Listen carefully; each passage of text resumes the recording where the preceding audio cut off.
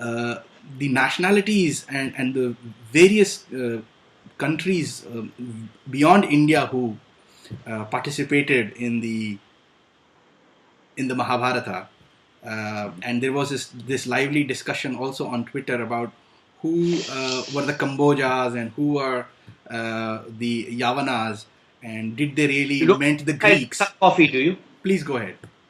Yeah.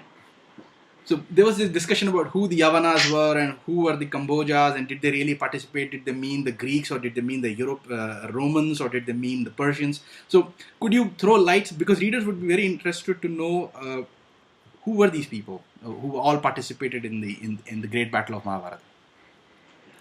One needs to be a little bit careful, and I think this is what people, when they engage in that Twitter discussion, they did not realize that there was, and I do believe, there was a core Kurukshetra war. The Mahabharata is is extremely real, and I do not think one would have had the composition of the Mahabharata without some real basis.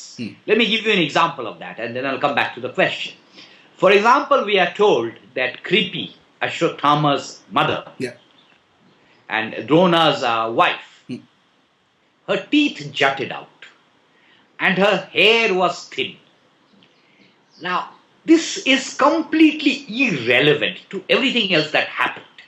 So, if someone is being described as having thin hair and teeth jutting out, it suggests to me that someone real was being described. And I'm just giving a very trivial example. So, the sense I get from reading the Mahabharata is that there was a core story which was based on actual fact. However, this is one of the problems with trying to date the Mahabharata.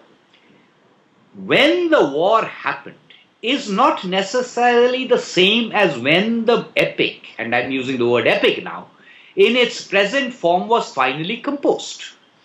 There might have been a gap of even perhaps 1,000 years, or if not 1,000, certainly 500 years between those two dates. So therefore, to try and assume that everything that is in the text today is exactly as it was when the war happened is a completely unrealistic assumption to make. If I look at the core Mahabharata story, the core Mahabharata story is a story that concerns a battle between kings who are in the broadly the Kuru Panchal region. That's the core part. Right. Yes, it extended to even what is Assam, because there was Pragjyotishpur. Yes, it extended to the northwest of India because there was Gandhar. There was Cambodge. Cambodge is not Cambodia, unlike what someone on Twitter suggested. So that was the core area. I happen to think, and there is a description not just of the war and the armies that participated, there's also a description of various kingdoms that took part in the war, and you have references to Andhra, you have references to Kerala, you have references to the Cholas, you have references to the Pandyas, but because those are so isolated references, I am convinced that those were sort of added on later on. It's not as if they had any significant role to play. Unlike, let's say, Bhagadatta of Pragjyotishpur, or Jarasandha Magad, who had a role to play in the rest of it. Correct. These were just names that were tagged on.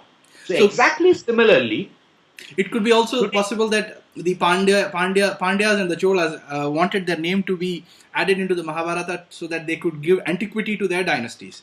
Oh yes, absolutely. And how does one know? Yeah. So to come back to the present text, and when I say the present text, I am talking about the critical edition of the Mahabharata, which after all several scholars have sat down over between 1916 and 1966 and have put together. I personally might have some problems with, I do have some problems with some parts of the text, but let's leave that aside. So in that text, we have references to the Yavanas, and we also have references to the Romakas. All the scholars agree, and I have no reason to doubt them, that Yavanas means Ionians. And incidentally, the Sanskrit word for curtain, Yavanika, also comes from them.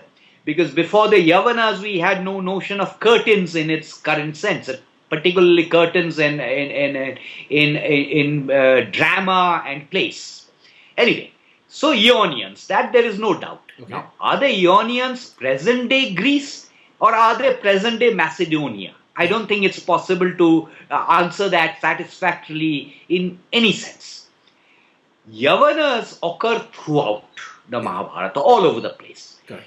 The references to the Romakas are somewhat rarer, but nonetheless there are references to the Romakas, and I see no particular reason to doubt that these Romakas were anything but the Romans. And again, don't get me wrong, we had economic relations, trade relations with the Romans, and if the final form, composition of the Mahabharata goes to the Gupta dynasty, Yes. there is nothing wrong in presuming that the references to the Romaka should creep in. Yeah. From that, it is completely unwarranted to conclude that the Romans actually took part in the Kurukshetra war. That is where the fallacy of deduction comes in. Exactly. I think that's a very valid point, because, I mean, just to add to what you're saying and give a little bit of more validation to that is the fact that Rome was founded around the 200 BC area timeline, and if we are to believe that, I think the Romaka's reference in the Mahabharata should have happened only after that. Oh yeah, absolutely. And does not mean and probably before 410. Yes, and from that point of view, it also makes sense that we cannot conclude from this that the Mahabharata happened after the foundation of the Roman Empire, because that would have not been, that should not be the case, and that's what you're telling us. Yeah, but to add to the argument, I think the reference to the Romakas therefore also establishes that the Mahabharata, or at least these parts of the Mahabharata, were completed before Attila and Alaric, and therefore I said 410. They must have been completed before that. Yes, absolutely.